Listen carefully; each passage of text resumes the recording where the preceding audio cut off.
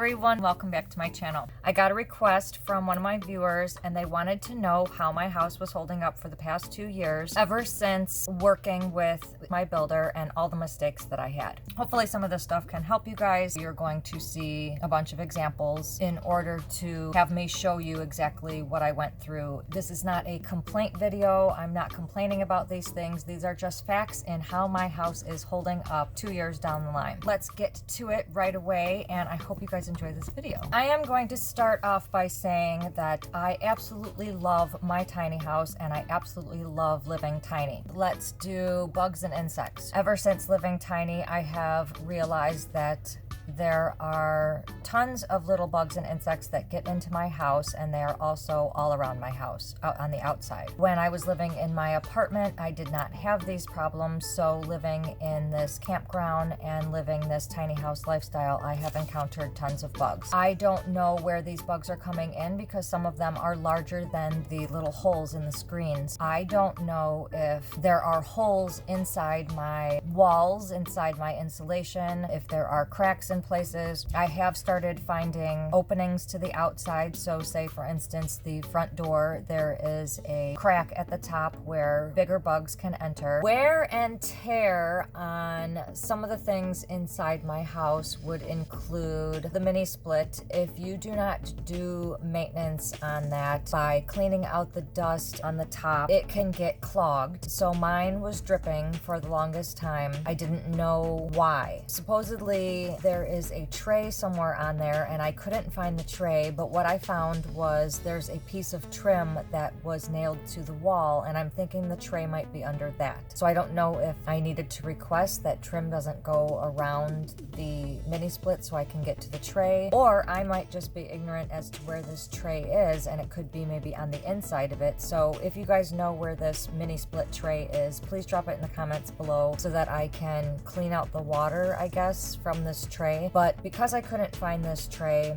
I took a shop vac and I went outside and suctioned out the water from the mini split. I did not level and have not leveled probably as much as I should be or should have. The problem is there is no openings for me to get in there to level it, so I'd have to pry off the skirting. So my suggestion going forward with myself and with others is if you do get skirting like mine and you have the option to crank up your house or level it, behind it, leave little doors and openings and spaces where you can get to those jacks to level your house. My sliding barn door to my bathroom. Seeing as my house is leveled, I don't think there's a problem with the door opening and closing, but for some reason there seems to be a problem with the track on top. When my builder was here the second time fixing a bunch of the mistakes that they had made, one of those things was my barn door keeps coming off the track. So the team member fixed the barn door, but it still comes off the track. And I don't know what I'm doing wrong. I simply close it and all of a sudden I can't budge. It won't budge. So I have to try to squeeze through a little hole. If it's off the track, it closes me in and I can't get through the space. So you kind of have to try to maneuver and lift that door and put it back on the track. This is something that I've been dealing with the past 2 years. My composting toilet. I absolutely love the separate composting toilet. They come with a little fan, and this little fan, this little vent that is supplied with it is, in my opinion, not strong enough to pull out odors 10 feet up. I have heard that it works just fine piped out 4 feet. The reason why I changed it from 4 feet to 10 feet is because the builder built the toilet on the wrong side of the house. It didn't dawn on me that the vent to my toilet was out the front of my house. It could have easily been switched. The toilet and the shower could have been on the other side. I had to vent the toilet up 10 feet because I had a sitting area outside and that's where all the scent was gathering. Because I didn't want that scent gathering in the front, I had to pipe it up the 10 feet. The fan was not strong enough, so it had the odors lingering inside the house, which caused a lot of gnats and flies to accumulate around that area. It was no good. So I had a a bigger fan vent installed on the outside of my house in that 10-foot piping. Since putting that in, it is a stronger vent, and I do suggest if you get the separate composting toilet and you do vent it up 10 feet that you do get the extra fan. It is very helpful, and it actually dries out the waste so much quicker, and the gnats and the flies are a lot less, especially if you don't get the urine in the back. Next topic, my outlets. Now we're talking about the GFI outlets. I have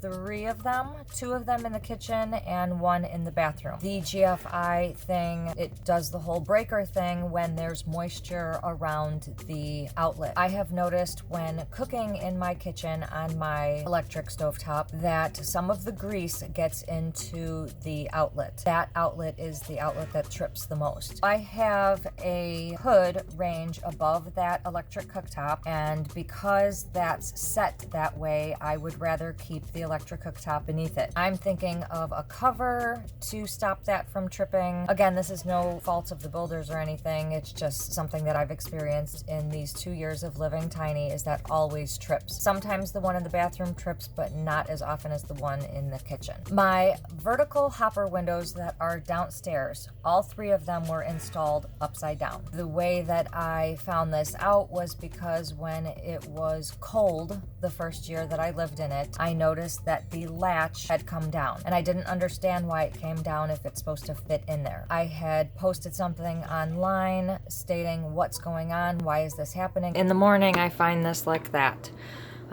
It's loose. I don't understand how to tighten it.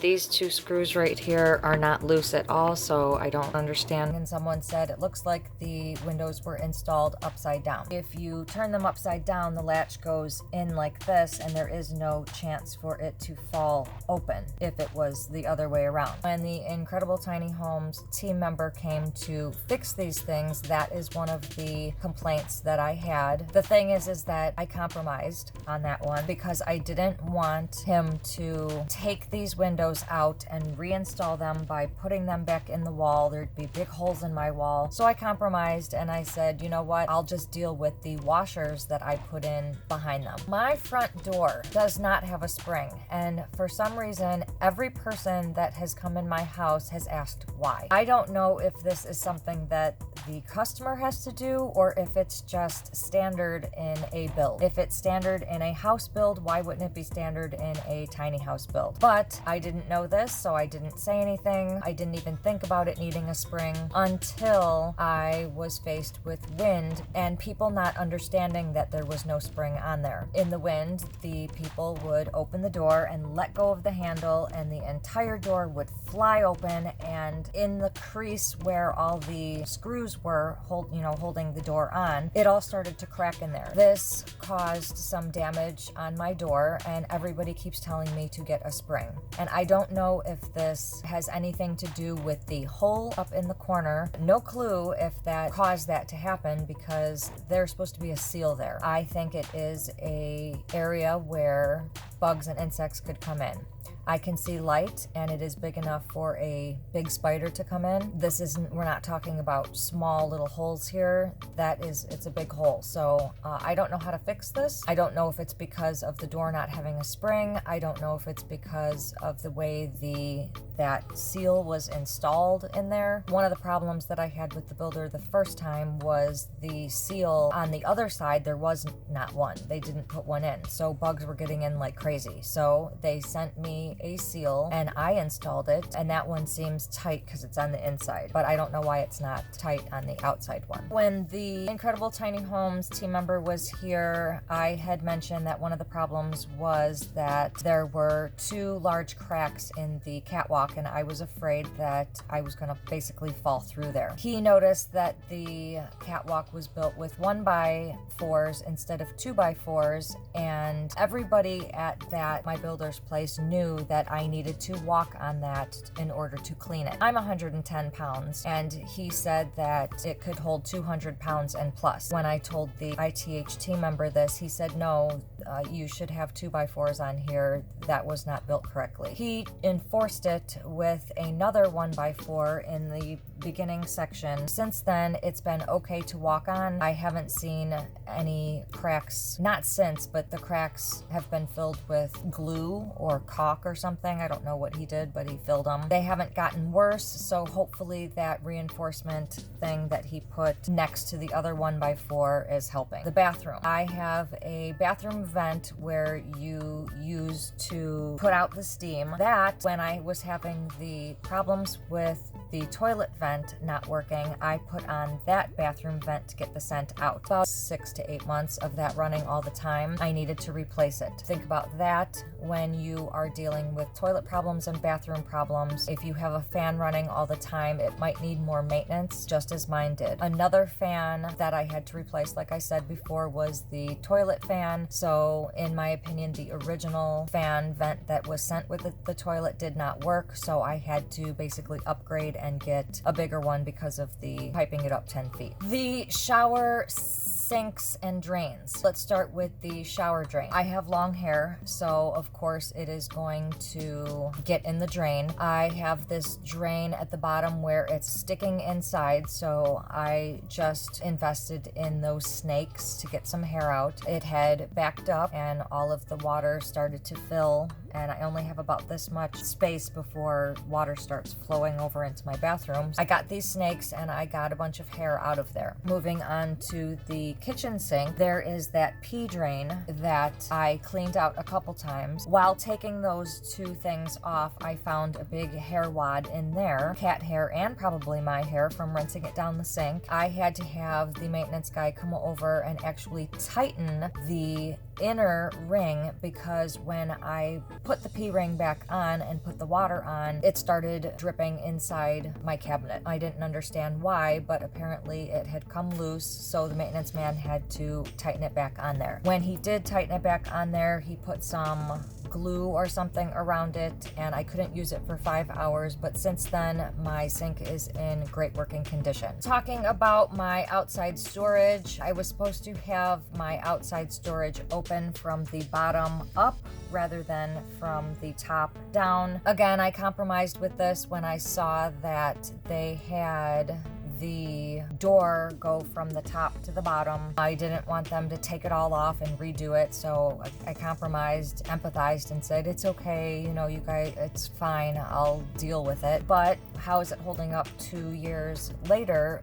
Dealing with it. It's okay. I went inside there when it was empty to caulk inside there, and to get inside there I had to sit on the open door, which I didn't want to do because it's connected with 2 chains and I didn't want to break it. So it was hard trying to get my butt inside the storage rather than sitting on it and attempting to break it. Like, I didn't want to break it, but it felt like I was going to. Another thing we're going to touch base on, in my cat loft, I was supposed to have 2 horizontal bookcases. The vertical bookcases, that's not how my design was supposed to be. They were supposed to be on the floor below the hopper windows. So the hopper windows were supposed to be up high and the bookcase was supposed to be horizontal on the bottom. The reason I did this was so the cats could jump up on top of the bookcases to look out the windows. When I noticed that they had put the holes to the hopper windows on the very bottom, that left no room for the horizontal bookcase. So again, instead of getting a whole new house and having them patch that up and have more spaces for bugs to come in, you know, I just didn't want another hole in the wall, so I compromised and said, just leave the window at the bottom. Is there any way you guys can take the horizontal bookcases and put them up? They said yes. Part of that change, I needed 2 new shelves now. Those shelves, they needed the silver shelf holders. They had put broken sticks as the shelf holders, so they had to send me shelf holders. Now things are right and it's okay.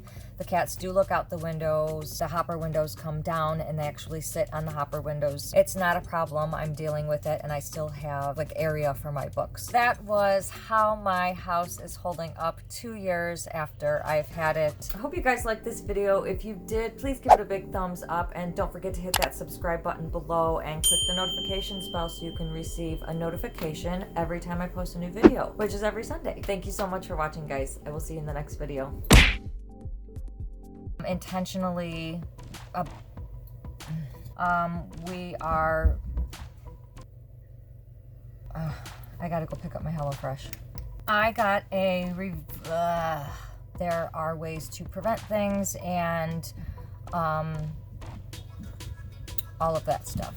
I hate it when I say that. I got a recommendation? Not a suggestion. Recommendation. Request! I got a request to do. What is wrong with me?